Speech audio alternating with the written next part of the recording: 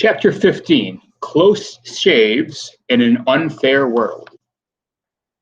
Here's a journal entry I wrote in English class the week of Annette's accident.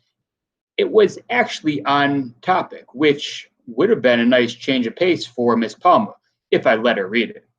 The assignment was, if you could pick one word in the English language to describe the universe, which would it be? And why? Here's my response, unfair. Unfair, unfair, unfair, unfair. What do you call a planet where the bad guys stroll through life success draped around their shoulders like a king's cloak, where random horrors are visited upon the innocent heads of children? I call it Earth. You want an example? You want examples? Just this week, my friend Annette, over there in the third row, by the way, was voluntarily taking groceries downstairs to her basement pantry. Now, that right there is a notorious feat. Most of my friends stopped doing volunteer housework in about the fourth grade. But wait, there's more. She went to step down on the first stair and realized her cat was snuggled up there. Rather than trample the innocent feline, Annette attempted to do a little leap over the said animal, while balancing about 47 cans of cat food in her arms. Now, this girl has a lot of God-given talents, but the grace of a ballerina is not one of them. So she lost her footing and tumbled down the steps amid a clanking metallic hail of small cans. And when her parents responded to her painful yelps of pain, her mom stepped right on that darn cat anyway, and B, they found Annette's crumpled form at the foot of the stairs, head stuck in a pile of shopping bags by static cling, right arm twisted unnaturally into some sort of mathematically improbable three-dimensional rhombus shape. And Annette's right hand is pretty important because the girl's a piano prodigy. Okay, was a piano prodigy, thank God. But wait, there's still more. My little brother, Jeffrey, you know, the one who used to be a happy, normal kid until he was struck out of the blue by cancer, was making a semi-rare appearance in his kindergarten class yesterday. He's been absent quite a bit this year, what with the constant trips to the hospital and try and save his life, and the total shutdown of his immune system and the frequent bouts of high fever and all. Anyway, a new kid moved into the class. He didn't know about Jeffrey's condition. So Jeffrey went up to him and said, "Hi, I'm Jeffrey. I'm 5. Are you 5? My brother is 13. Do you want to be friends?" And the new guy replied, "Hi, I'm Adam, you're bald." I know it sounds weird. Jeffrey has certainly noticed the total lack of hair coverage on his head. But hearing it from another kid devastated him. Evidently, he had thought other people somehow couldn't tell he was bald or something. Whatever. When this kid said, "You're bald," Jeffrey burst out crying. He barely spoke all night at home, and at about 10 p.m., 2 hours after his bedtime, I walked by his bedroom and heard him sobbing in his bed. I asked him what was wrong. He told me about the incident at school. Then I asked him why he hadn't told us earlier what was wrong, and he said the saddest thing. "I didn't want you to find out that I was bald too." So now my baby brother, who has leukemia, had just added curse to self-conscious humiliation too. Unfair, unfair, unfair. Really. If that were the only word in the English language, the only word in all the world, the sum of the total of human expression across the long millennia, it would essentially cover all the bases. Everything else we say is pretty much irrelevant. Maybe if Miss Palma had been allowed to read the journal entry, she would have understood why I shaved my entire head the next night. I was standing in the bathroom, getting ready for bed, and this little Gap Kids baseball hat was sitting on the ledge by the sink. I was thinking about how Jeffrey had worn the hat everywhere he went that day, and I was wondering whether he'd be keeping it on his head every minute for months. Just before just because of one innocent comment some kid had made. And I was thinking, who cares whether a little rugrat meant to hurt injury? It hurt Jeffrey. He did. And now there's no way to take it back. But then I heard Miss Galley's voice saying, instead of agonizing about the things you can't change, why not work on things you can change? And I realized that no, I couldn't grow Jeffrey's hair back overnight like he was some kind of mammalian chia pet. And no, I couldn't retroactively sew shut the mouth of a new kid who had unintentionally broken the news to my brother, but I could show support for Jeffrey. I could become bald too. I took out my dad's electric clippers and buzzed off my whole head and hair to shorter and shorter lengths until I thought it would be easy to shave with the rest with an electric razor.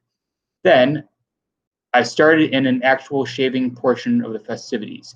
Now, okay, I've never even shaved my face before, so perhaps I should have figured out this wouldn't be quick or painless procedure. But the same inexperience that made me cocky also made me unskilled. And it hurt using an electric razor on your head hair. Every few seconds, the razor would either get jammed with hair or need to be cleaned out or catch a clunk of hair and rip out out of my scalp. When I was about 3/4 of the way done with my gruesome task of terrible self-mutilation, my mother barged into the bathroom. I heard a strange buzzing noise in here. And what are you? Oh, Stephen. Surprise, I'm running away to become a Buddhist monk. You like the do? Stephen Richard Albert, what are you doing? Oh, I just told you I'm Stephen. Shut up. Holy cow. Now there's something you don't hear every day in our house. You're going to tell me the truth right now. Do you understand me? I'm tired. We're tired. We can't be putting up with this any of your teenage. I did this for Jeffrey, Mom, so he wouldn't have to be bald alone. Oh, Stevie. All of a sudden, Mom understood. I think she was probably even impressed. She stepped through the mounds of hair all over the bathroom tiles and put her arms around me for a long, long time. Then she pushed me back, held me at arm's length, and turned me around like I was a side of beef and she was the chef sizing me up for a barbecue. Give me a razor. I'll finish the job. If I'm going to have two bald sons, at least they'll both be presentable looking bald sons. In the morning, I went down to breakfast with baseball cap on. My whole family was already down there, which was not the norm. But my mom had rushed everyone down so I could make a grand entrance, and I dragged my feet for the same reason. I poured myself a bowl of delightfully sugar-encrusted cereal and sat down at the table. I could tell from the look on my dad's face that he knew what the deal was, dying to see my newly cleared scalp. Jeffrey had no clue, of course, and I didn't even look up from his toastery pastry and juice. After a few minutes, during which the only sounds of our little mini symphony of slurping and crunching, I guess my dad couldn't take the suspense anymore. He told me to take off my hat at the table, young man. So just as Jeffrey looked up, there's nothing he enjoys more than watching me get a good lecture. I whipped off the cap. I wish you could have seen his face. It went from puzzlement to alarm to puzzlement, and then finally to a shy little grin. What do you think, Jeff? I did it last night after you were in bed. You look so handsome this way, I thought I could get the Jeffrey look too. Do you think maybe now all the babes will love the way will love me the way they love you? Jeffrey's smile got larger and larger until it was as big as Christmas. He jumped up and hugged me. Then he pushed away, looking at me appraisingly for a long time. When he finally switched off the x-ray eyes, he said very solemnly, I don't know, Stephen.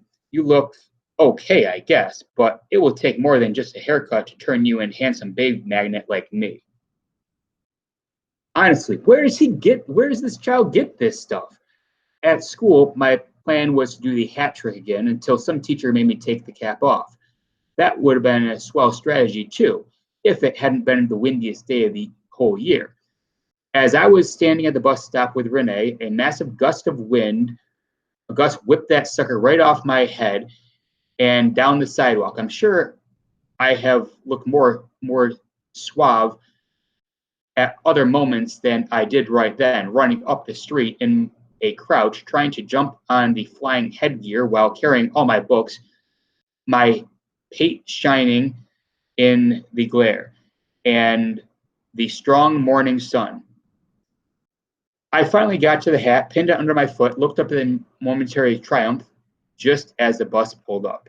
Well, at least I finally stole the show from Renee Albert for a minute. I was the talk of the bus. Annette wasn't on board. It turned out she was late because she had an orthopedist appointment.